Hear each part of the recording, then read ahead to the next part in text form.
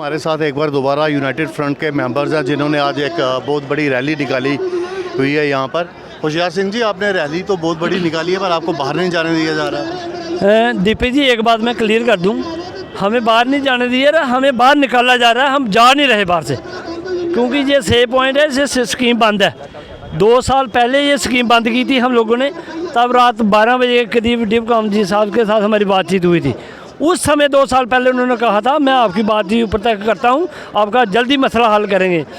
2 साल देखने के बाद आज फिर ये प्लानिंग बनी है कि एक बार कंपनी बाग फिर बंद किए जाए। 10,000 संख्या की गैदरिंग की हमने कोशिश की थी, मगर लगभग उसके साथ साथ टच कर गए हम लोग। इसका मतलब है कि डेली वेजर अपने हक़ के लिए लड़ना जानता है, अपना हक़ लेने के लिए जानता है। तो इसलिए महीना पहले हमने एक बार प्रेस वार्ता करके ये बोला था प्रशासन को कि 4 मार्च को एक बड़ा जन सैलाब उतरेगा, रोड चौराहा चौक स्कीम बाधित होगी। तो आज एक स्कीम बंद हो गई है, ये बहुत बड़ी स्कीम है कंपनी बाग। तो प्रशासन को आज भी हमारी ओर से यही सुझाव है, हम लोग जायज़ लोग हैं, सिस्टम को चलाने वाले लोग हैं, कोविड के दौरान काम करने वाले लोग हैं।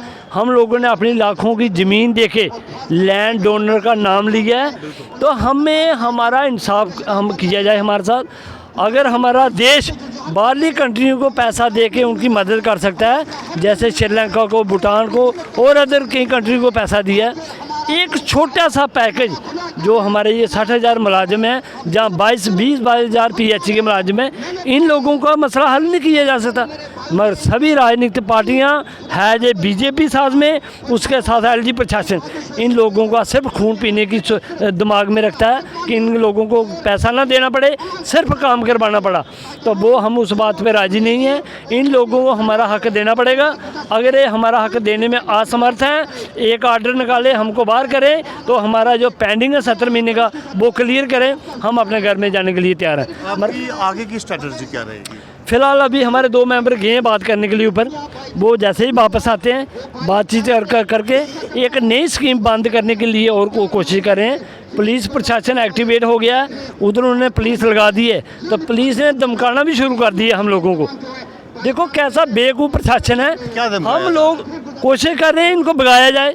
हम लोग अपना शांतिपूर्ण तरीके प्रदर्शन करके भारत माता जय के नारे लगा के अपना हक मांग रहे हैं, तो हम लोगों को डराने धमकाने की कोशिश की जा रही है। इसका मतलब प्रशासन फेल है कहीं ना कहीं, ये अपनी स्कीमों में भी फेल और हमारे साथ इंसाफ करने में भी फेल। तो हम वो बात होने वाले नहीं देंगे। हमें अपना हक चाहिए, हमने अपने बच्चों का पालन पोषण चाहिए। प्रशासन को मजबूर करना पड़ेगा हमारे हित में फैसला देने के लिए, नहीं तो आज स्कीम बंद है, इसका देखो कहाँ कहाँ इफेक्ट पड़ता है। हम तैयार हैं सारी लड़ाई के लिए। जितने भी आपके साथी आपको सुन रहे हैं, क्या आप उनको कुछ कहना चाहेंगे? यही कि घर बैठने से कुछ नहीं बनेगा।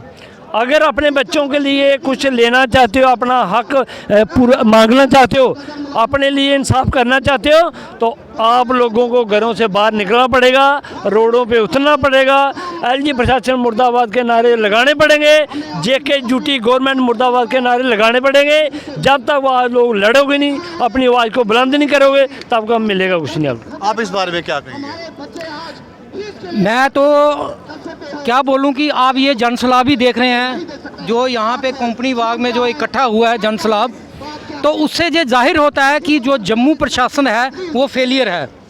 वो किस तरह से फेलियर है कि एक तरफ बोलते हैं कि इनकी जेन्युइन डिमांड्स हैं और दूसरी तरफ से बाहर पुलिस का अमला लगाया जाता है, फोर्सेस मंगाई जाती है, हमें हक मांगने से रोका जाता है।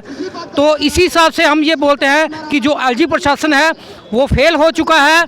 हमारी डिमांड्स 70 महीने की पेंडिंग वेजेस जो कि भाजपा के दौरान हुई है 2014 से लेकर 2024 तक, 2014 में भाजपा, 2019 में भाजपा और 25 में भी आज 2 MP जो हमारे यहाँ पे जुगल किशोर जी और डॉक्टर जितेंद्र सिंह को जो टिकट मिली है, वो आज नज़ारा देख लें कि ये जो जनता है ये पूरे जम्मू प्रोविंस से है। शायद इनका भी वोट जो आपको चोट पहुंचा सकता है, उसका ध्यान रख के इन गरीब लोगों का काम कर दीजिए, तो आपका भी भला होगा और इन गरीब लोगों का भी भला होगा। सर, आपकी नेक्स्ट स्ट्रेटजी क्या रहेगी?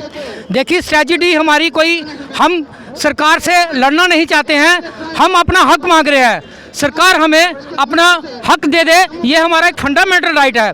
कहते हैं कि पसीना सूखने से पहले मजदूर का जो वेतन है वो देना चाहिए। तो इन लोगों ने 70 महीने का पेंडिंग वेजेस, मुझे बताइए ये कौन सा देश का कानून है, ये कौन सा सरकार है। एक तरफ तो ये बोलते हैं कि मोदी की गारंटी, मैं कहता हूँ मोदी जी ने यहाँ पे 2014 में ललकार रैली में जुगल किशोर जी ने यहाँ पे बोला था कि सबसे बड़ा मुद्दा है 370 और उसके बाद है डेली वेजर्स। तो क्या इनको 370 याद रहा? क्या डेली वेजर को ये भूल गए हैं? उनको याद दिलाने के लिए एक बार फिर इलेक्शन आ गई है। तो अगर आप हमारे लोगों का काम करोगे तो हम आपका साथ देंगे, अगर नहीं काम करोगे हम सड़कों के ऊपर उतरेंगे और आपके खिलाफ एजिटेशन करेंगे। ये हमारा हक है, हम अपना हक मांग रहे हैं। हम कोई किसी सरकार के खिलाफ नहीं बोलना चाहते, लेकिन सरकार हमें मजबूर कर रही है। 1 महीना पहले हमने इनको बोल दिया था कि हमारी जो डिमांड्स हैं इनसे लिए बात की जाए, तो बहुत बार टेबल टॉक हुई लेकिन हर बार फेल हो जाती है। तो अब ये सरकार को सोचना है, ये अब गेम सरकार के पाले में है कि वो हमें रखना चाहती है। अगर नहीं रखना चाहती है तो हमें एक ऑर्डर दे दीजिए। अगर ये लोग बोलते हैं कि आप लोग बैक डोर एंट्रीज हो, तो बैक डोर एंट्रीज का एक ही ऑर्डर होता है, इनको रेस्ट्रिकेट किया जाए, इनको निकाल दिया जाए। एक तरफ ये इन गरीब लोगों से काम ले रहे हैं, दूसरी तरफ और इनका वेतन भी नहीं दे रहे हैं। ये कहाँ का कानून है? मैं कहता हूँ कि शर्म आनी चाहिए इस गवर्नमेंट को और एलजी सरकार को, इनको सोचना पड़ेगा। शुक्रिया। शुक्रिया आपका भी।